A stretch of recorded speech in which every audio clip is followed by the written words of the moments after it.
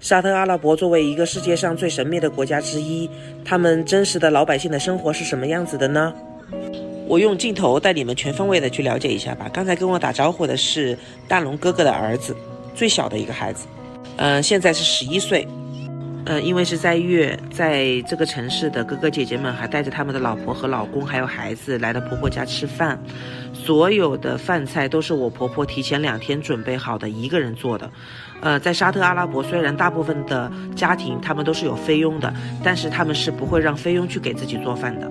现在我上了2楼，2楼都是女性，像哥哥的老婆，还有几个姑子，还有他们的孩子都在楼上吃一点椰枣，喝一点 Leban， 就是他们当地的一种酸奶，是零添加的，无糖的。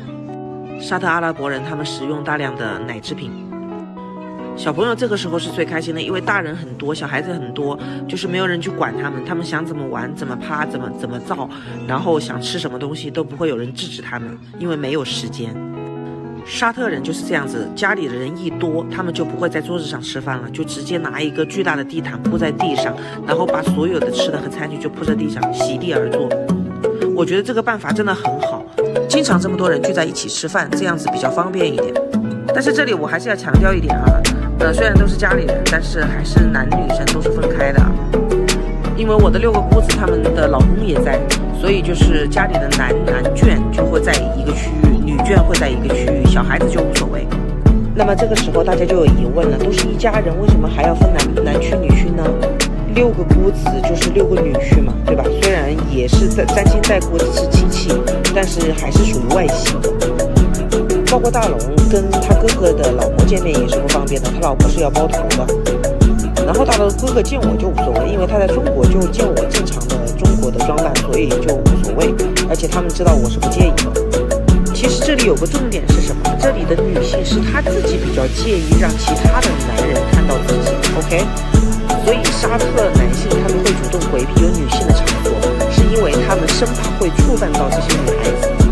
这个也是要看国家和地区的，你看那个迪拜啊、埃及啊，还有那个土耳其，包括就是黎巴嫩都是比较开放的。虽然埃及在非洲啊，但是埃及也是一个穆斯林大国。所以在南地区的话，就是大龙和他的哥哥招呼其他的女婿们。我婆婆给家里人做饭，她从汤到主食到甜品全部都是自己做。很多粉丝也会问我，怎么不用中国菜去征服他们？烧菜我是会烧的啊，只不过是说我不知道怎么去烧给几10个人吃。食材上面很受局限，再一个就是烹饪方式上，他们大部分都是烤箱烤出来的东西，再就是炸的，很少有炒的东西。你比方素菜，他们都是生吃的，素菜是绝对不会炒的，不会过油的。你们看看这分量，我哪里做得出来？中国菜做成这种分量真的是有难度，都没这么大的锅好吗？实话实说啊，这些食物在我的眼里其实没有办法很好的勾起我的食欲，但是他们在中东人的眼里其实是很好的美食。但是我特别喜欢我婆婆做的甜品，包括我几个姑子他们的甜品就是一个比一个做的好吃还好看，而且不重样。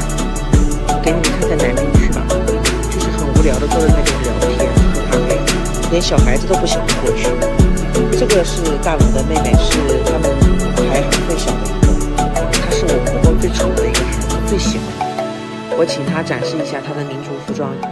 这个衣服其实我有一件类似的绿色，我以后有机会给你们看哈。这种衣服女孩子就会在斋月里面穿，有很多的颜色和款式。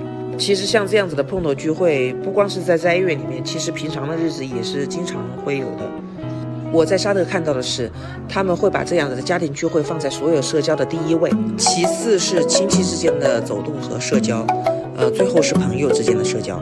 所以潜移默化的就形成了一个家庭之上的文化。但所有的这些东西只能代表部分，不能代表全部。你一个手掌伸出去，指头也分长短的，更何况是人，它就是多样化的。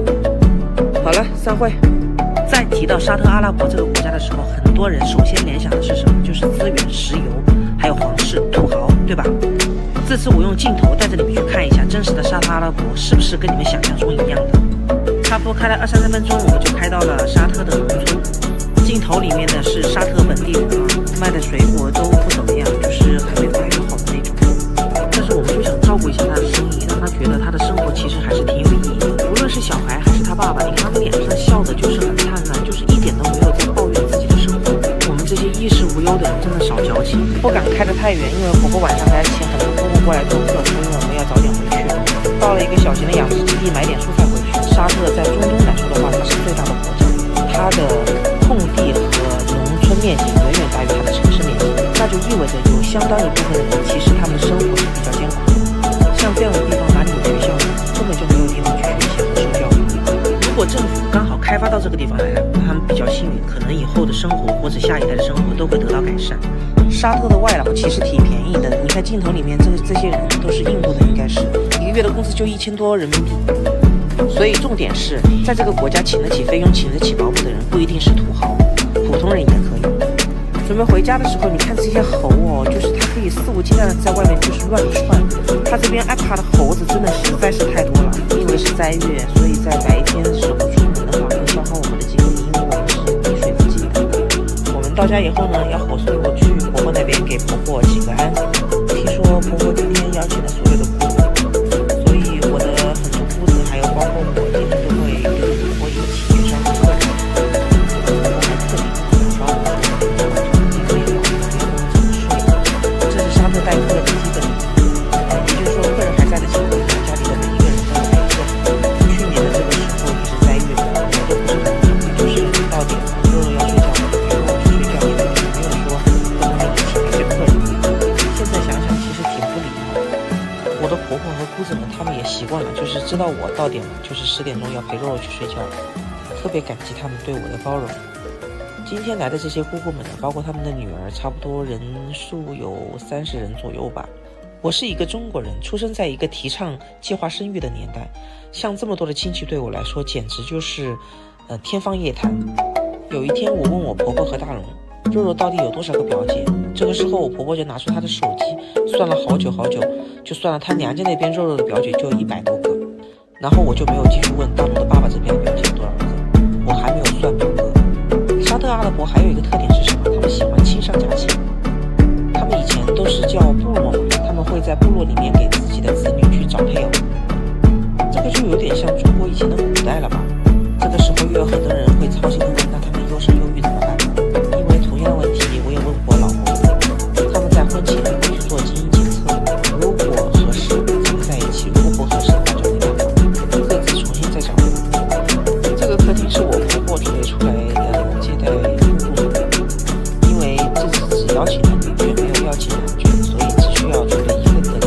因为是斋月啊，所以所有的姑姑他们会在自己的家里各自和自己的家人吃过晚饭以后再来，所以我们这边只需要准备甜品和点心就可以了。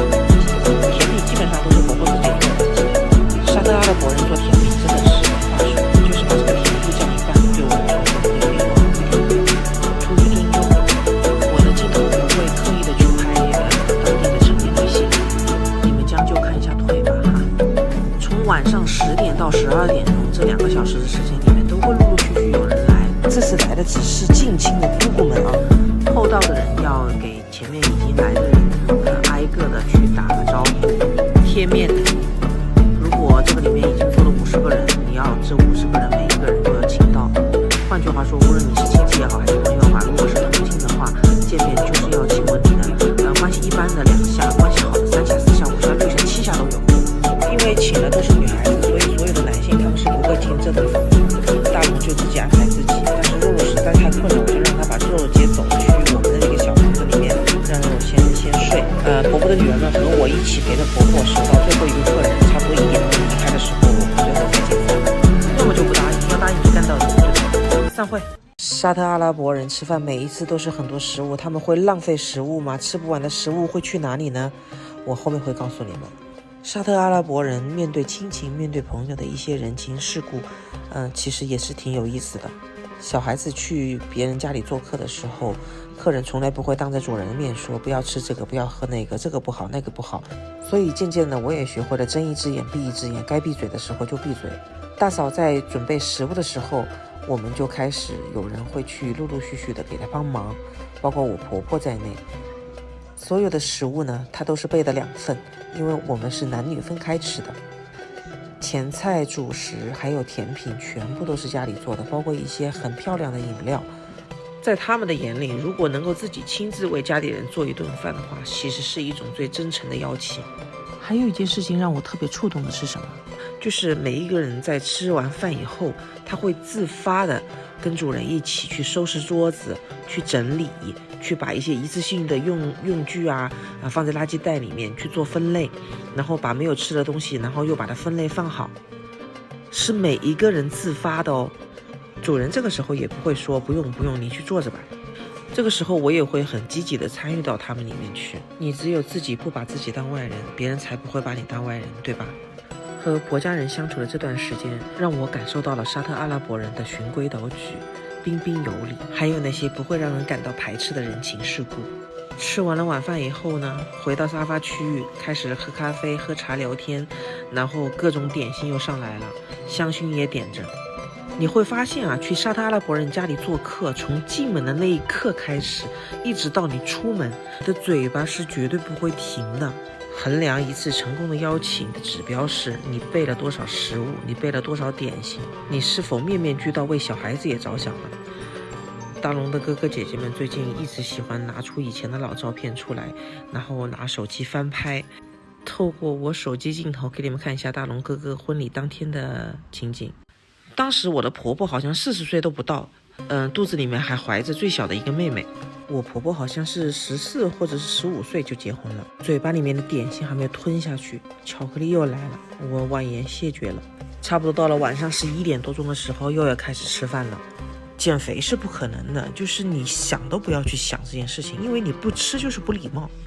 现在我来告诉你，他们吃不下的东西怎么处理，他们就是接着第二顿继续吃。然后第二顿吃完了以后，就会去开始分类，把动过的食物和没动过的食物全部把它分开，然后有专门的慈善机构来家里去收这些食物，然后慈善机构收了这些食物以后，他们还会再分配动过和没动过的，动过的就去给动物吃，没动过的就去给穷人吃。他们这个民族信仰文化里面是不允许浪费的。这个时候是晚上12点多钟，这个时候我们要准备走了，因为小朋友很困。大嫂这个时候就从楼上拿出了3份小礼物，分别送给3个孩子。这个细节我觉得特别棒。其实礼物里面就是一些糖果、巧克力或者饼干什么的，但是对于小朋友来说，他们是有存在感的。虽然是小朋友，但是也是客人，对吧？这种不分年龄的尊重，真的我觉得挺好的。这个时候大龙就已经在房子外面等着了。有时候这种聚会很好玩，你会发现你出去以后全是白压压的一片，全是老公。也有的是儿子等老妈的，就是你会发现外面都是扎堆聊天。一般男的就会先在外面等着，然后发信息告诉他已经在了，然后里面的女的才会开始穿衣服、戴头巾，然后搞孩子，就很磨蹭。每一次都是这样子的。对于我来说，如果稍微那天人多一点，我就不好找老公了。穿的衣服、开的车都差不多，而且我还近视。肉肉果然还是在路上睡着了。还想了解什么？留言告诉我吧。散会。